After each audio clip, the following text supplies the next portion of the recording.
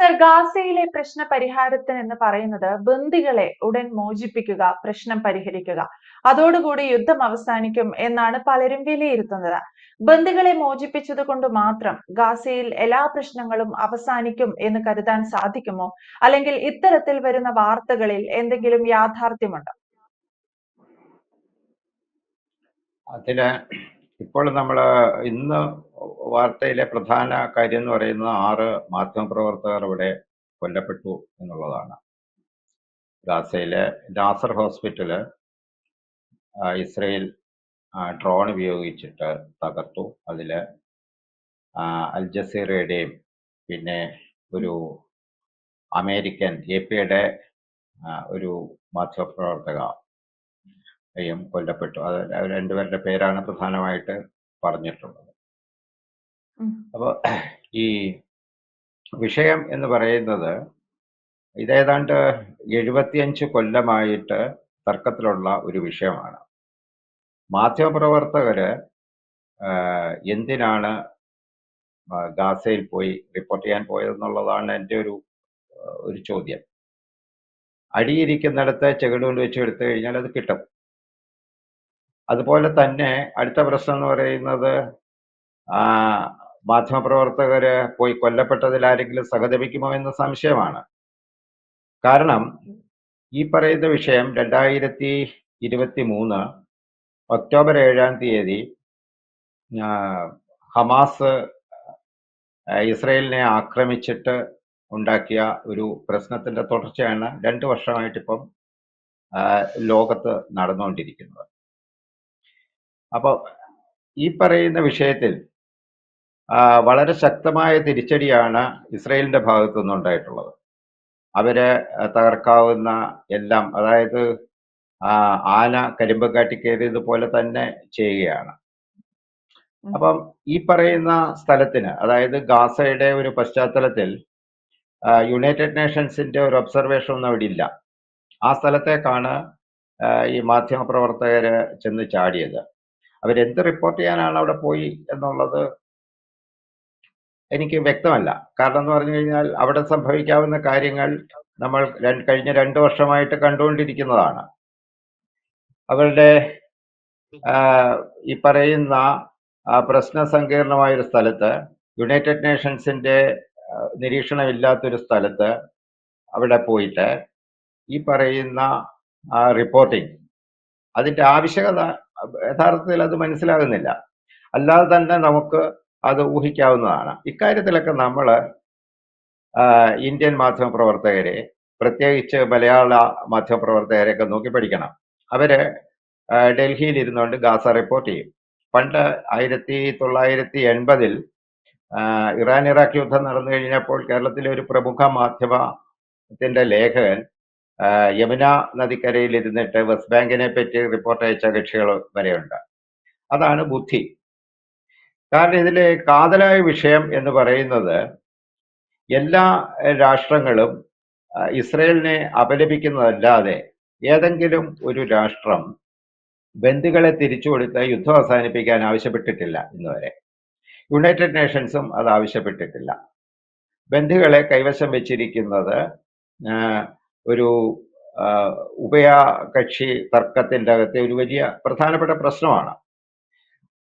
ആ വിധത്തിലുള്ള ഒരു പ്രൊപ്പഗൻഡ മാധ്യമപ്രവർത്തകരുടെ ഭാഗത്തുനിന്നും ഉണ്ടായിട്ടില്ല.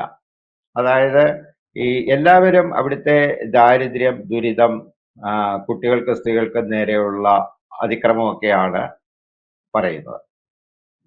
അത് യുദ്ധം ഉണ്ടാകുന്ന എല്ലാ സ്ഥലത്തും സ്വാഭാവികമായിട്ട് അതുണ്ടാകും, അത് അപലപിക്കപ്പെടും. അതൊക്കെ അതിനൊന്നും സംശയമുള്ള കാര്യമല്ല. പക്ഷേ യുണൈറ്റഡ് നേഷൻസോ ഇന്ന് മാധ്യമപ്രവർത്തകരുടെ കൊലപാതകത്തിൽ അല്ലെങ്കിൽ അവരെ കൊലപ്പെടുത്തിയതിൽ UK ഒക്കെ വളരെ ശക്തമായിട്ട് പ്രതികരിച്ചിട്ടുണ്ട്. UK പ്രതികരിക്കുന്നത്, അതായത് മാധ്യമപ്രവർത്തകരുടെ കൊലയിൽ മാത്രമായിട്ട് അത് ഒതുങ്ങി നിൽക്കാതെ ഇസ്രയേലി ബന്ദികളെ തിരിച്ചു കൊടുത്ത് യുദ്ധം അവസാനിപ്പിക്കാൻ എന്തുകൊണ്ട് യുണൈറ്റഡ് കിങ്ഡമിന് പറയാൻ പറ്റുന്നില്ല? ഇതാണ് നമ്മളുടേതായ ഒരു ചോദ്യം.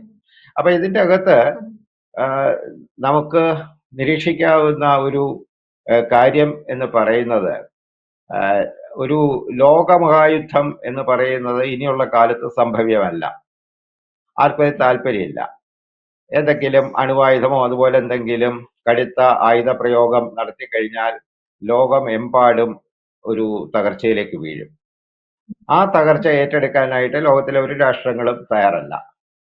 പകരം ഇത്തരം സ്ഥലങ്ങളിൽ കൊച്ചു കൊച്ചു സ്ഥലങ്ങളിൽ ഉണ്ടാകുന്ന സംഘർഷങ്ങളെ മുതലെടുക്കുക എന്നുള്ളതാണ് ഈ വൻകിട രാഷ്ട്രങ്ങൾ യൂറോപ്പും അമേരിക്കയൊക്കെ ഇപ്പൊ ചെയ്തുകൊണ്ടിരിക്കുന്നത്. കാരണം അവരുടെ ചിന്ന ചിന്ന ആയുധങ്ങളൊക്കെ അതിൽ വിറ്റഴിക്കാൻ പറ്റും. പിന്നീട് ഒരു സംഘർഷാവസ്ഥ നിലനിൽക്കുകയാണെങ്കിൽ അതിൻ്റെതായ മുതലെടുപ്പുകൾ നടത്താം. അപ്പൊ ഇത്രയാണ് ഇപ്പോൾ ഖാസയിൽ ഇപ്പം നടന്നുകൊണ്ടിരിക്കുന്നത്. ഇത് വളരെ ദാരുണമായ ഒരു കാര്യമാണ്. 12 സ്ക്വയർ കിലോമീറ്റർ സ്ഥലം അവർ ഏറ്റെടുക്കും എന്ന് പ്രഖ്യാപിച്ചുകൊണ്ടാണ് ഇപ്പോൾ നാസർ ഹോസ്പിറ്റലിന് നേരെയുള്ള ആക്രമണം ഉൾപ്പെടെ എല്ലാം അവര് ഇസ്രയേല് അഴിച്ചുവിട്ടിരിക്കുന്നത്. അവര് അതിൽ ഉറച്ചു നിന്ന് മുന്നോട്ട് പോകാനുള്ള ഒരു നീക്കത്തിലാണ്. അതിനെ എതിർക്കുന്ന കപട ഗാസാവാദികള് അവര് ശരിക്കും പറഞ്ഞു കഴിഞ്ഞാൽ ഈ എരുതിയിൽ എണ്ണയൊഴിച്ചു കൊടുക്കുകയാണെന്ന് വേണം നമുക്ക് പറയാൻ. അപ്പം ആത്യന്തികമായിട്ട് ഇസ്രയേലിന്റെ ശക്തിയും മറ്റും വെച്ചിട്ട് നോക്കുകയാണെങ്കിൽ അവർക്ക് മേൽക്കൈ കിട്ടാനുള്ള സാധ്യതയാണ് നമുക്കിപ്പോഴുള്ള സംഘർഷത്തിൽ കാണാൻ പറ്റുന്നത്. വേറൊരു വിഷയം എന്താന്ന് പറഞ്ഞു കഴിഞ്ഞാൽ അവർ വളരെ ആധുനികമായ ആയുധങ്ങളൊക്കെ ഉപയോഗിച്ച് പരമാവധി അവരുടെ പൗരന്മാരെ സംരക്ഷിക്കുന്ന ആളുകൾക്ക് നാശനഷ്ടം ഉണ്ടാകാത്ത വിധത്തിലുള്ള നീക്കമാണ് നടക്കുന്നത്. അവിടെയാണ് പോയിട്ട് ഗാസയിലെ പാവങ്ങളെ കുരുതിക്ക് കൊടുക്കുകയും മാധ്യമപ്രവർത്തകരെ കൊലയ്ക്ക് കൊടുക്കുകയൊക്കെ ചെയ്തുകൊണ്ടിരിക്കുന്നത്. യെസ്, എന്തായാലും ഗാസയിൽ നടക്കുന്ന ഇത്തരം കൂട്ടക്കുരുതികൾ അതിന് വ്യക്തമായ ഒരു ഉത്തരം ലഭിക്കേണ്ടതുണ്ട്. പക്ഷേ അശോക് സാർ സൂചിപ്പിച്ചതുപോലെ ഇത്തരത്തിൽ സംഘർഷമല്ല, യുദ്ധം നടക്കുന്ന ഒരു പ്രദേശമാണെന്ന് അറിഞ്ഞുകൊണ്ട് തന്നെ മാധ്യമ പ്രവർത്തകർ എന്തിനു പോയി എന്നൊരു ചോദ്യം ബാക്കിയാണ്. പലപ്പോഴും നമുക്കറിയാം, ലോകത്തിന്റെ നാനാഭാഗത്തിലും പല വിധത്തിലുള്ള പ്രശ്നങ്ങൾ ഉണ്ടാകുമ്പോഴും ഒക്കെ മാധ്യമ പ്രവർത്തകർ അവിടെ എത്താറുണ്ട്, അത്തരത്തിൽ വാർത്തകളൊക്കെ നൽകാറുണ്ട്. പക്ഷേ യുദ്ധം നടക്കുന്ന ഒരു പ്രദേശത്തേക്ക് അല്ലെങ്കിൽ ഗാസ പോലൊരിടത്തേക്ക് ഈ സമയത്ത് പോകാൻ മാധ്യമ പ്രവർത്തകർ മുതിർന്നത് എന്തിന് എന്നൊരു ചോദ്യം അവശേഷിക്കുന്നു. പക്ഷേ ഗാസയിൽ നിന്ന് ദിനം പ്രതി വരുന്ന മരണ വാർത്തകൾ എന്ന് പറയുന്നത് നമുക്കറിയാം അതിഭീകരമാണ്. അതിന്റെ കൂട്ടത്തിൽ ഗാസയിലേക്ക് മരണത്തിലേക്ക് നടന്നു കയറിയവർ എന്ന രീതിയിൽ ഈ മാധ്യമ പ്രവർത്തകർക്ക് വേണ്ടി സഹതപിക്കാൻ ആളുകൾ ഉണ്ടാകുമോ എന്നതും ചോദ്യമാണ്. കണക്കുകൾ പരിശോധിക്കുമ്പോൾ മാത്രം ഇത്രയധികം മാധ്യമ പ്രവർത്തകരും ഗാസയിൽ കൊല്ലപ്പെട്ടിട്ടുണ്ട് എന്ന റെക്കോർഡുകളിൽ അല്ലെങ്കിൽ ഡാറ്റകളിൽ ശേഖരിക്കാം എന്ന് മാത്രം. എന്തായാലും വ്യക്തമാണ്. Thank you Ashok sir.